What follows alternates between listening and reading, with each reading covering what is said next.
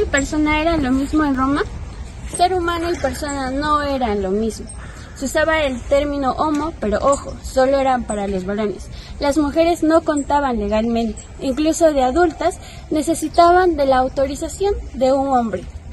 Ya con el tiempo ganaron ciertos derechos, pero en Roma, persona no ser un derecho automático. Aquí te contamos la historia de Roma como no te contaron en clase. En esta época el término homo hacía referencia exclusivamente a los varones, dejando excluida a las mujeres o féminas, limitando sus derechos. Para los romanos, persona era como una máscara. Augelio lo compara con una obra teatral. Para él, persona era aquel que desempeñaba un papel en la sociedad. Los esclavos no entraban en esta categoría, era una res corpórea, susceptible al forto. En el derecho romano, no todo ser humano era considerado persona, sino solo aquel que tenía un rol jurídico en la sociedad. En Roma, para ser persona tenías que nacer vivo, tener la forma humana y ser separado del claustro materno. ¿Querías derechos? Tenías que ser libre, ciudadano o parte de una familia. ¿No tenías eso? Eras esclavo, cero derechos. Con derechos a medias como el liberto o el extranjero. Y si eras niño o mujer, necesitabas de un permiso de alguien. En Roma te decían, shh, tú no decides solo.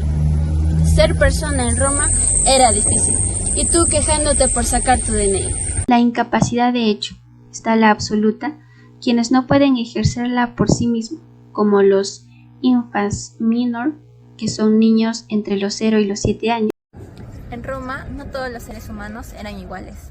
En el derecho romano, lo que contaba no era solo ser humano, sino qué rol cumplías. Eras libre, ciudadano, parte de una familia. Hoy lo explicamos sin teoría aburrida. En Roma, persona no era cualquier ser humano, era como un papel en una obra. Yo, por ejemplo, nací libre y ciudadana. Eso me hacía persona ante la ley. Yo era esclava, no tenía libertad, pero sí podía trabajar, inclusive hacer contratos, pero siempre para mi amo. Yo soy ciudadana, pero como mujer estoy bajo la autoridad de mi padre. Pese a que soy persona, no tengo los mismos derechos que ellos. Y yo no nací en Roma, soy extranjero, pero puedo hacer contratos gracias a la ius gentium. Así pues, como todo derecho haya sido constituido por causa de los hombres, trataremos primero del estado de las personas.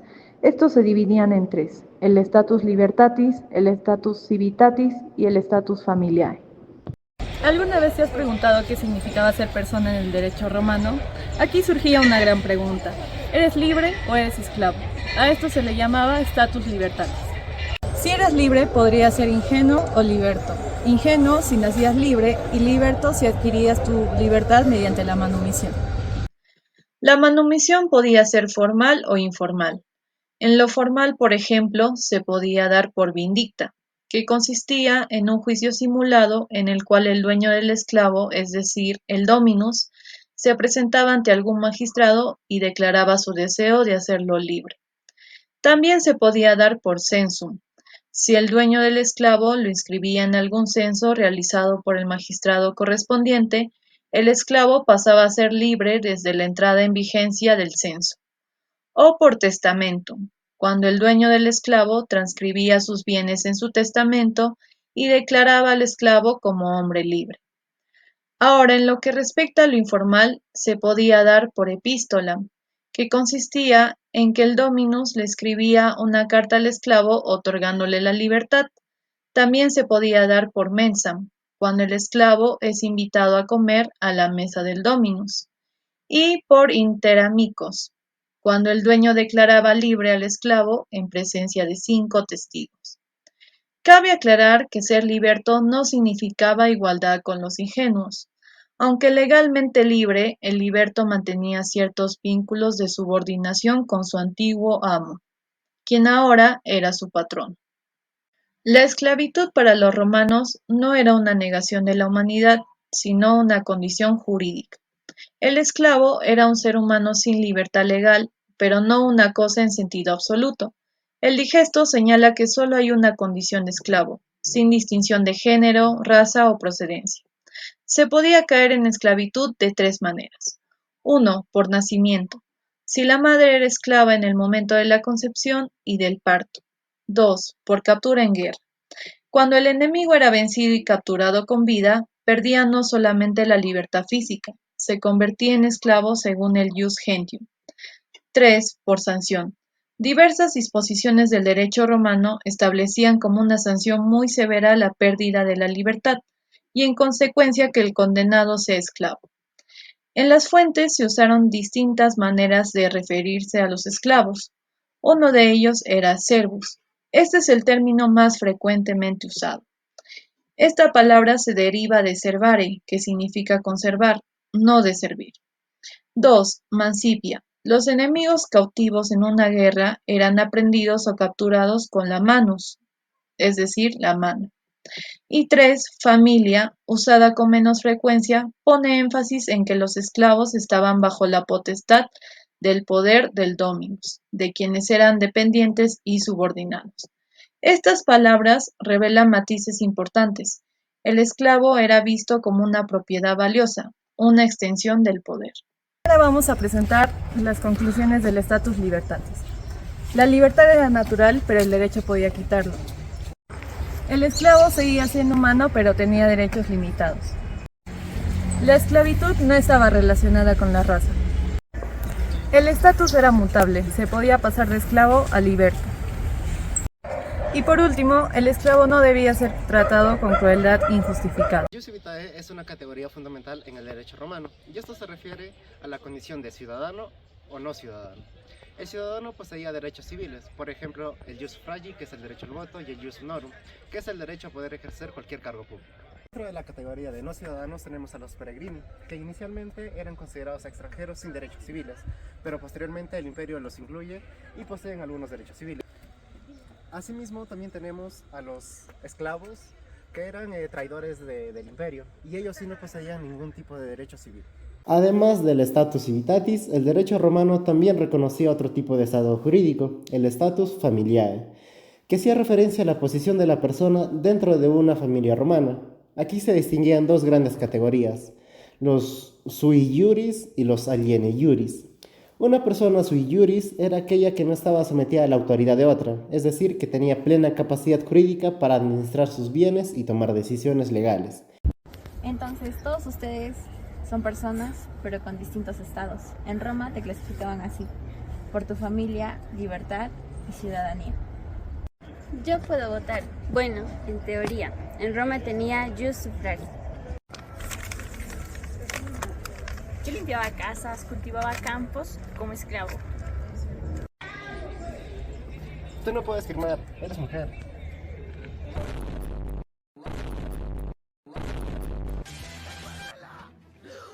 ¿Qué está sucediendo aquí? ¡Esto no le incumbe! ¡Vuelva a la cocina! No soy romano, pero puedo hacer negocios.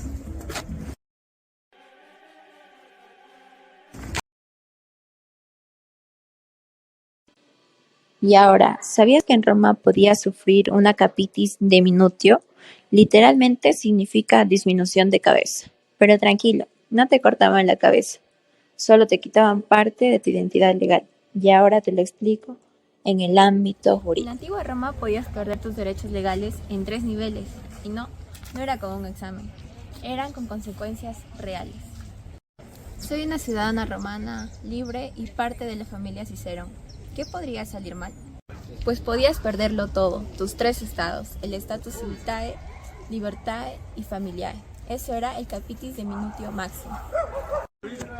Estás condenada a la esclavitud por traición al Senado. ¿Qué? ¿Y dónde están todos mis derechos? Y pues así entendemos que perdió todo, perdió su libertad, su ciudadanía y hasta incluso su familia legal. Esto era el capitis deminutio máxima, en donde dejabas de existir para el derecho romano y te convertías en una res. Entonces, ahora hablaremos del capitis deminutio media. Me mudo a Egipto, ahora dejo de ser ciudadana romana. Entonces pierdes tu ciudadanía y tu familia legal. ¿Qué? ¿Ni siquiera un WhatsApp a mis parientes? Y es así como entendemos el capitis de Minutio Media, en donde seguías siendo libre, pero perdías tu ciudadanía romana y ya no eras parte de tu familia antigua. Ahora quizá podías pertenecer a una familia llamada Hassam. Entonces continuaremos hablando del último cambio de estado, el capitis de Minutio Mínimo. Ahora soy parte de la familia Gómez, me adoptaron, pero ¿a qué costo? Y es así como entendemos este último cambio de estado, el nivel mínimo, en donde solo perdías tu familia o la modificabas. En este caso pasó de ser independiente a subordinado, pero también se podía dar al revés. En resumen, los niveles de los capitis de Minutio eran formas en las que una persona en Roma perdía parte de su estatus legal, ya fuera su libertad, su ciudadanía o su lugar en la familia. Aunque suenen antiguos, nos muestran cómo el derecho puede cambiar quién eres ante la ley, y hasta con quién comes. ¿Y si algo cambia en tu vida, también cambia tu rol? Si yo perdía mi libertad por un castigo, eso me convertía en un esclavo. Eso se llama capitus diminutus maxi. Pablo Tacataca. Si perdía mi ciudadanía por una sanción, seguía siendo libre, pero ya no romana. Eso se llama me. Y si me emancipaba de mi familia, ya no era lieni iuris, eso era mínimo.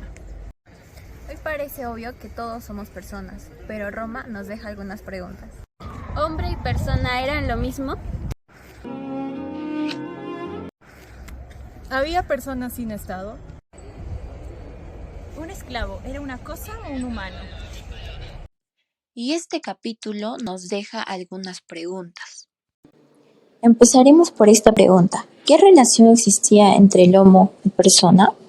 En el mundo actual solemos dar por hecho que todo ser humano es también una persona con derechos, pero en la antigua Roma esta relación no era tan simple. Para los juristas romanos, ser homo, es decir, ser un ser humano, no era lo mismo que ser persona.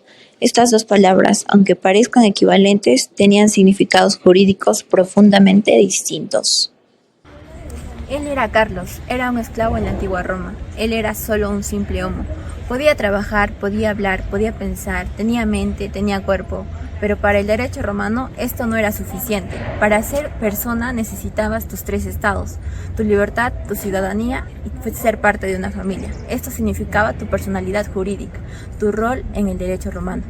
Y entonces así llegamos a la conclusión que toda persona era homo, pero no todo homo era persona. ¿Existieron personas sin estado?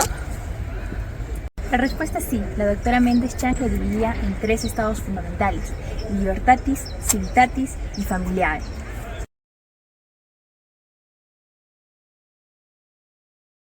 Dentro de estas categorías habían personas que no gozaban de todos los derechos plenos. Por ejemplo, tenemos al peregrino, que era extranjero libre, no ciudadano romano. Por tanto, no contaba con el ius civil, en otras palabras, el derecho romano pleno. Los sediticio eran personas que, ante rendirse a Roma en una guerra, perdían su estado de libertad, pasaban a tener una situación jurídica intermedia. Aunque no eran considerados esclavos, no contaban con ciudadanía plena, lo que provocaba que sean considerados una amenaza para la sociedad y no contaban con ciertos privilegios. Entonces podríamos decir que sí existieron personas sin estado en el Imperio Romano, ya sea por su condición legal, por su condición de extranjero o por haber sido sometido. Persona viene de máscara, así como el papel que jugaban en el derecho. Pero la máscara no quita que detrás haya un ser humano. Incluso como esclava seguía siendo persona cuando interpretaba un rol jurídico. Entonces todos actuaban, pero no todos tenían el mismo guión. ¿Y tú, qué persona hubiera sido en Roma?